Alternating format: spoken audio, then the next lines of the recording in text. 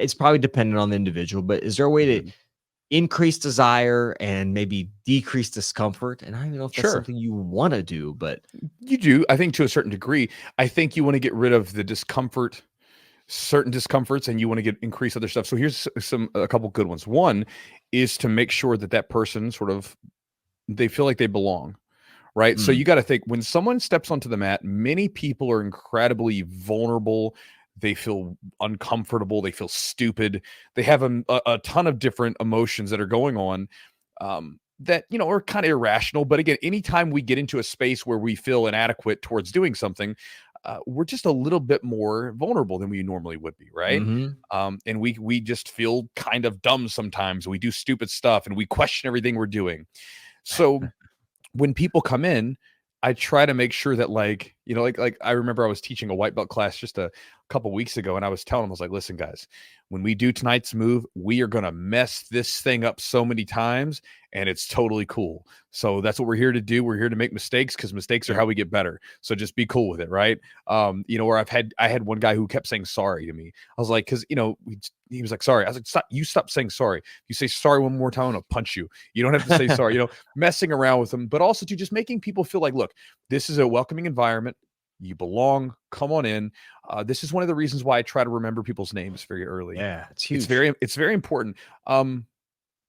You can think about, there's a lot of different businesses that are focused on customer service, and they try to do things to get their employees to remember their names. There's an old book. It's pretty famous. I started reading more books on business and different things like that. And one of the books that I read was How to Win Friends and Influence People, right? So one of the chapters, which basically really stuck with me, I would read a chapter and then I would try to go execute it. And one of the most powerful chapters was to use the most powerful word in the English language for each person, which is their name.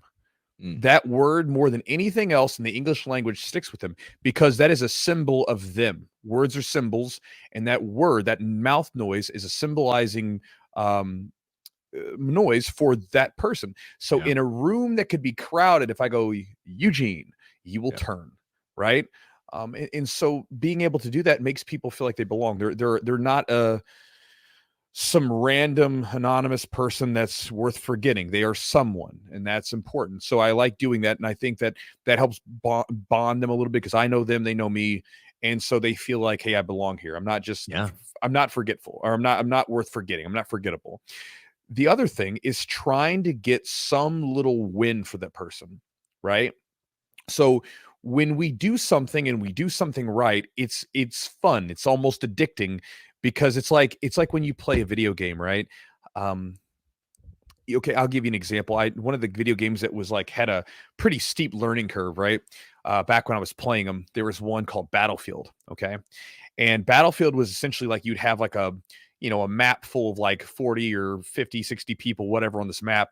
And it's a giant war zone, right? Everybody's fighting and whatever else. And when you start playing this game, you just get sort of dropped into the middle of it.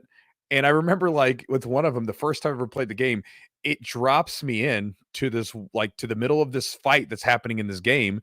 And I'm just getting blasted over and over. I'm getting just killed every time, because it's like, I'm all of a sudden being thrown into a war zone, and I'm not used to the controls, everything else. But as you played it just a little bit, you quickly started to be able to, like, oh man, I didn't get the guy, but I shot him a couple times before he killed me. Or, this time I got killed like 20 times instead of, 40 times. You start seeing these little things. And so with students, when they come in, I try to get them a win in their first day. It may not be a big win, but we give them a little win. For instance, like when we drill a technique, whatever, we'll do designated winner drills, where the person who, let's say, for instance, if we're doing sweeps, the person on top will resist. We'll give them resistance. We'll not just let them do a sweep, but we'll give them resistance. But if they do the right thing, they'll go over. And that designated winner drill is great, because, by the way, I had a different name for that particular drill. But I like the designated winner drill. I got that from my buddy Josh. I was seeing one of his classes, and that's what he called. I was like, that's a better name for it. So shout out to my buddy Josh McKinney. And so, the designated winner drill is great, because again, they get a chance to do something correctly. And when you do something correctly, man, it feels good. And it lets you know that, okay, one, I don't suck at this. I can be trained. I can be good at this.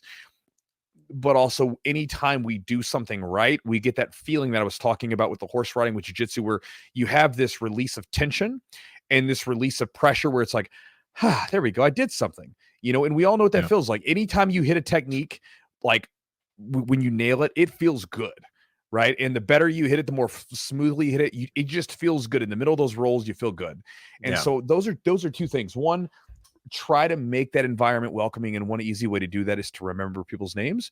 And then two, the other side of it is simply to try to structure training in a way where they get a win in there pretty early, right? Instead of turning it into like a full roll blast session where, they get smashed and just destroyed.